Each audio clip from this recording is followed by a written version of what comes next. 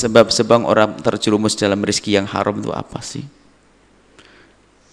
Yang jelas kurang yakin kepada Allah, kurang pasrah kepada Allah, sehingga seolah-olah Allah tidak bisa memberi makan kecuali dengan cara ini. Ini kan kurang ajar kepada Allah.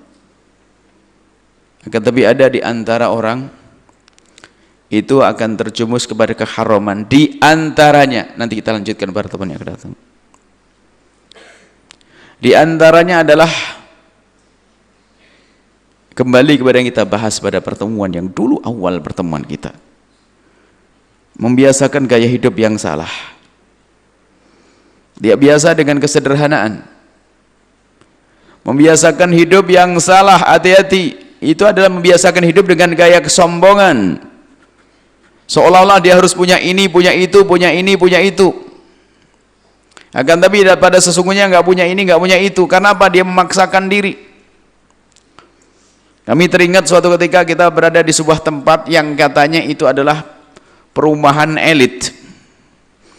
Perumahan elit, perumahannya orang kaya. Satu rumah itu rata-rata 2 miliar, 3 miliar. Katanya begitu. Saya tidak pernah beli, tidak pernah menjual, juga tidak pernah. Memang rumahnya gede begitu. Nah, itu pengajian ibu-ibu.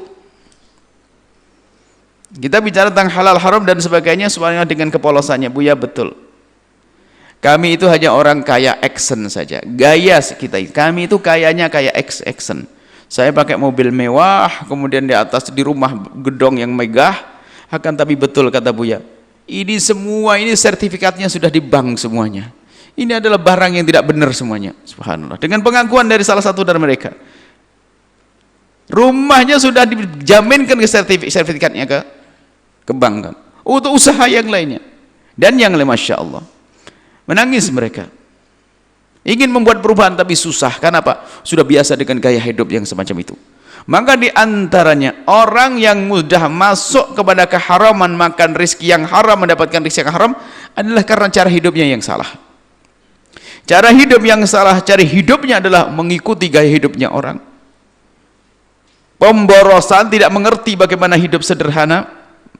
Kalau kita kembali kepada hidup sederhana, nggak ada kan rendah kok. Orang paling mulianya di dunia, orang paling mulianya manusia di dunia dan di akhirat, baginda Nabi Muhammad SAW. Beliau dengan kesederhanaan. Pernah suatu ketika dilihat oleh sahabat Nabi, beliau tidur, tempat tidurnya seperti apa? Bukan kasur seperti yang Anda tempati. Terbangun dari tidur, di punggungnya terlihat membekas pelepah kurma. Alasnya hanya semacam itu. Rumah tangga beliau bagaimana? Pernah sering ditemukan di pagi hari tidak ada yang dimakan untuk sarapan. Sampai idan aftir, kalau idan asum, kalau begitu aku berpuasa. Nabi dikasih oleh orang segala macam tapi tidak pernah disimpan. Itu pendidikan dari Nabi Muhammad SAW. Dan mengajarkan hidup yang sederhana, yang enak, sehingga tidak banyak tuntutan. Enggak sampai harus ngejar yang haram, Masya Allah. Tapi na'udzubillah hidup orang hari ini, Masya Allah, memaksakan dirinya dengan bermacam-macam cara sehingga akan masuk ke haram. Contoh saja itu tadi. Di saat hidupnya adalah bukan, tidak biasakan hidup sederhana. Hidup sederhana itu bukan berarti kita bersakit-sakit ria, tidak. Artinya kita itu yang penting sehat, halal, nggak usah ngikut gaya hidupnya orang, nggak usah gengsi dengan makan sederhana. Barangkali kalau kami orang Jawa Timur misalnya, hari ini anak-anak muda sudah gengsi makan, mohon maaf, misalnya ada nasi jagung misalnya, atau kalau di daerah Jawa Timur juga misalnya ada makanan-makanan dia buat dari ketela seperti namanya tiwul misalnya, atau gadot apa dah, tidak tahu kalau di Jawa Barat apa. Ada makanan-makanan yang sederhana, sarapan dengan singkong rebus, itu sehat semuanya sebetulnya. Akan tapi lidah anak-anak sekarang sudah nggak mau. Lidah anak kita harus yang ada kimianya dan campuran racunnya segala macam. Padahal kalau dengan hidup sederhana di samping sehat, hidupnya tidak susah. Memang kita tidak harus hidup makan itu, enggak. Maksudnya makan bisa saja ini itu oke. Tapi yang penting kita jangan ngikuti gaya hidupnya orang. Sampai ada orang gengsi. Gengsi dengan makan-makan semacam itu. Padahal dia senang. Kalau kelihatan makan begitu malu dia. Na'udzubillah. Karena apa? Dia ngikuti gaya hidupnya orang. Action, anak orang desa kerja di kota, atau anak kampung kuliah di kota. Padahal di kota juga dia biasa-biasa saja sih. Karena kiriman dari orang tuanya juga pas-pasan, tidak manja-manja amat, tidak maksudnya tidak kaya-kaya amat. Sampai di kota berkumpul dengan kawan-kawannya yang kaya, makannya macam-macam dan sebagainya.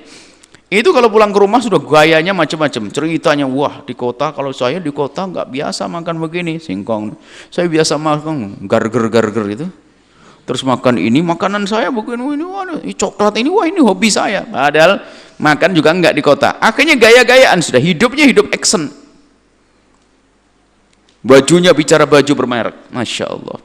Akhirnya memaksakan diri betul, kalau beli baju harus baju bermerek, kalau ini tersiksa.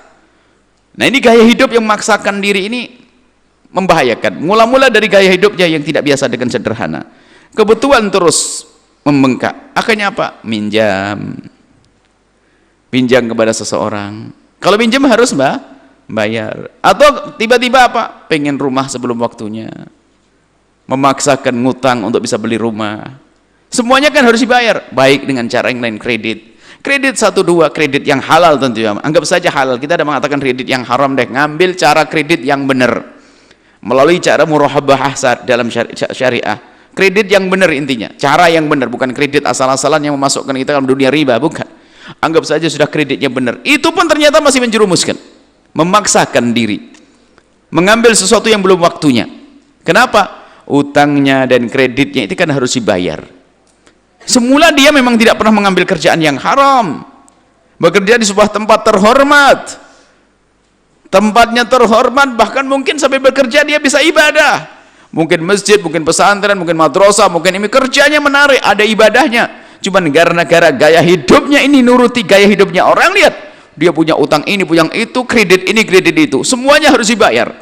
Anggap saja gajinya 1 juta atau 2 juta, anggap saja gaji 3 juta, tatonya untuk kreditnya juga 2,5 juta, sisa 500 mau dimakan, nggak cukup. Karena nggak cukup, bagaimana? Dia berpikir untuk mendapatkan uang agar cukup untuk bayar utangnya tadi, untuk kreditnya itu, kemana dia?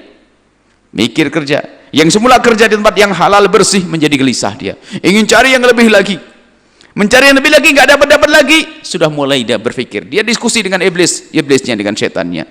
Gimana ditagih ini utangmu? Ayo sudah jatuh waktu, kreditmu, utangmu, dia panik.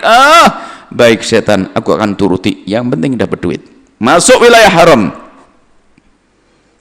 Jadi keharaman dilakukan oleh seseorang gara-gara ini loh tadi, gara-gara cara hidupnya yang nggak benar. Kalau orang biasa dengan kesederhanaan nggak akan capek. Termasuk sekolah pun kadang seperti itu. Kita menemukan seorang ibu, Masya Allah, seorang ibu selalu hidupnya susah, kekurangan. Kita tanya, datang ke sini, ibu, Masya Allah, saya kelilit utang bu ya, gini. Oh Masya Allah, punya anak 4. Di mana sekolahnya anaknya? Subhanallah, sekolahnya itu maksain sekolah, nyebut sekolah, di saat dia nyebut nama sekolahnya, wah ini orang nggak bener ini. Bayar sekolahnya mahal sekali. Bayangkan. Sudah begitu biasanya kalau sekolah mahal itu gaya hidupnya apa? Ibu-ibunya itu sambil nganterin sekolah anaknya itu nongkrong di situ sama ibu-ibu yang lain, gaya pamer-pamer, ini tas saya beli di Singapura, saya waktu pergi Australia, ini dianya enggak gaya actionnya. Akhirnya ada yang jualan barang beli, akhirnya ada keliling kuliner sana, ngabisin duit. Suaminya kerjanya di bawah terik matahari, habis nyungsep itu. Action kalau sudah berkumpul orang kaya dipikir jadi kaya. Lihat tersiksa kan, semakin tersiksa manusia ini. Maksain, saya mikir ibu ini aneh. Mau ngambil zakat dan sebagainya, nggak bisa model begitu cara hidupnya. Kalau nggak punya duit, ngapain memaksain sekolahnya anaknya sekolah di sekolah yang mahal? Memang untuk menjadi hebat harus lewat sekolah mahal. Tidak harus sekolah yang mahal, itu bisa saja sekolah mengajari kesombongan nanti. Nah, ini ada model-model semacam ini, ada seorang ibu yang wah pengen action gaya. Wah anakmu sekolah di mana? Di ini. Wah disebutkan. Sebenarnya kalau sudah nyebut anaknya sekolah di sekolah yang keren mahal itu, dipikir langsung banyak duit dia, banyak utang. Action hidup kok pakai action, tersiksa. Lihat manusianya tersiksa dia, gaya ngutang sana ngutang sini, ngutang sana ngutang sini. Akibatnya itu loh yang berbahaya. Ngutang bukan terlarang, ngutang boleh, kan wajib bayar, tapi buah daripada ini apa? Mengambil yang haram. Sudah nggak peduli lagi dengan yang haram. Yang penting bayar utang, yang penting tercukupi. Kebiasaan dengan hidup semacam ini. Maka untuk memudahkan kita untuk mendapatkan yang halal, biasakan dengan cara hidup yang diajarkan Nabi, dengan kesederhanaan. Sekaya apapun dirimu, jangan lupa dengan kesederhanaan. Boleh kita menikmati mobil mewah, boleh kita menikmati rumah megah, akan tapi jangan gengsi dengan kesederhanaan. Anda harus bisa makan dengan sederhana. Karena apa? Tidak tahu kondisi seseorang. Belum tentu setiap saat kita diberi kecukupan. Dan Ramadan itu sendiri sebenarnya belajar kita untuk bisa sederhana.